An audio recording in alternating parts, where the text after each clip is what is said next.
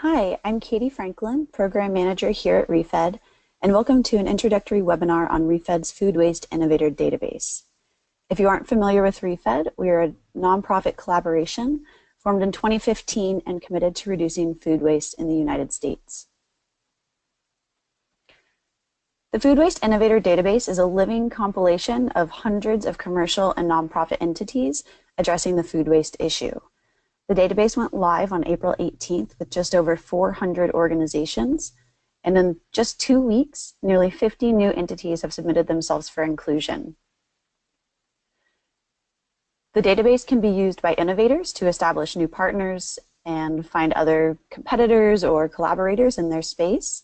It can also be used to discover new products, new business models and solutions, whether you're seeking a solutions provider or interested in keeping track of investment and funding opportunities. The database will continue to evolve as innovators submit themselves and ReFED gains a better understanding of how both the innovators and external users are utilizing this tool. Right now, we have 2 criteria for innovators to join the database. Their mission and activities must directly impact the reduction of wasted food, and they must be operational and active. We didn't want to define food waste innovation, but rather develop a tool that celebrates the dynamism and massive growth in out-of-the-box solutions. At this point, when innovators self-submit, we ask them to describe how they're innovative and how they distinguish themselves from other entities that might be implementing similar solutions or comparable business models. And there are a couple of different ways that you can look at the innovators. Here you see a snapshot of our map view. So let's move on and see a few of the other views.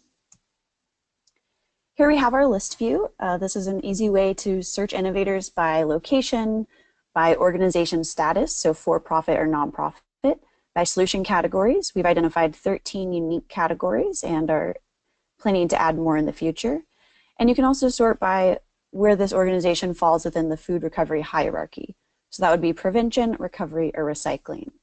And here in the list view, you'll get a snapshot of innovators that are relevant to the filters that you've chosen. Or you can simply scroll through this list and see all 450 or so innovators. We also have the map view that you saw a snapshot of earlier, and this is a great way to see the geographical spread and concentration of different innovators. We have 2 markers, one for local organizations and one for national organizations. And while we've only shown you an image of the US in both of these photos that we've shared, this is indeed a global map, and we actually have innovators in 24 countries across the world. We also have an interesting analysis view. One of the goals for developing this tool was to be able to develop greater insights and understanding of the food waste space as it's evolving. So in this view, you can see the 13 different solution categories broken down by organization status, and you can get a feel for which categories are mostly dominated by nonprofits versus for-profits.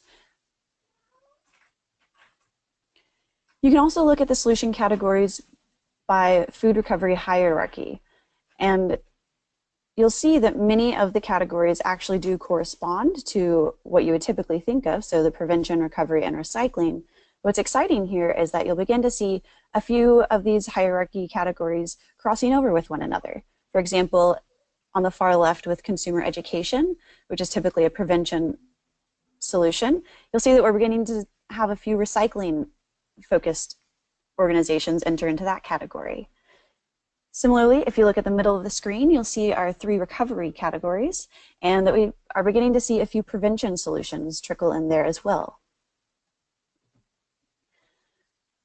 So each innovator is equipped with their very own innovator detail page. This is a great way to learn about the organizations. You get a few quick facts about them, their location, where they were founded, year they were founded, and a few ways that we're breaking down their solution. You see this nice description of the organization, and this should help you understand why and how they indeed are innovative. You can also contact the innovators directly or visit their website. You can also get in touch with them on social media, Facebook, LinkedIn, and Twitter. And over here on the right-hand panel, you'll see we've also tracked these solutions to related solutions, and these are straight out of the roadmap to reduce US food waste by 20%. What's exciting here is that if you click on value-added processing, you'll be taken back to that solution page at refed.com, and you'll be able to get an understanding for the type of impact that organizations and entities implementing value-added processing solutions can have in terms of their social, economic, and environmental benefits to be generated. You can also learn which stakeholders are likely to be implementing these solutions and which ones are going to be benefiting the most from these solution types. So as I mentioned before, we're very excited to be learning more about this sector and gaining new insights by tracking all of these innovators. And here's a really exciting portrayal of the type of information that we're learning. Here we have a map of innovators by year founded. There in the middle at 2008, you'll notice that the increase goes up quite drastically. And in fact, since 2012, 49% of our innovators have come online. So that means over 200 innovators have launched in the past 5 years alone. And here are a few more insights that we've been able to gather so far. You can see that we have innovators in 24 countries as well as 34 states across the US. We have a mostly for-profit cohort here with 30% of our entities operating as nonprofits. We have a pretty even split between national and local focus. And then broken down by food recovery hierarchy, nearly half of our innovators are working on prevention solutions, while about a quarter each are working on recovery and recycling. So let's dive into each of these recovery hierarchy categories a bit more deeply. For prevention and recycling, there's a pretty similar trend that we're starting to see. The majority of each of these categories are made up by for-profit innovators, and they have a largely national focus. When we look at our recovery categories, it's almost the opposite. 87% of these organizations are operating as nonprofits, and nearly 3/4 of them have a local focus.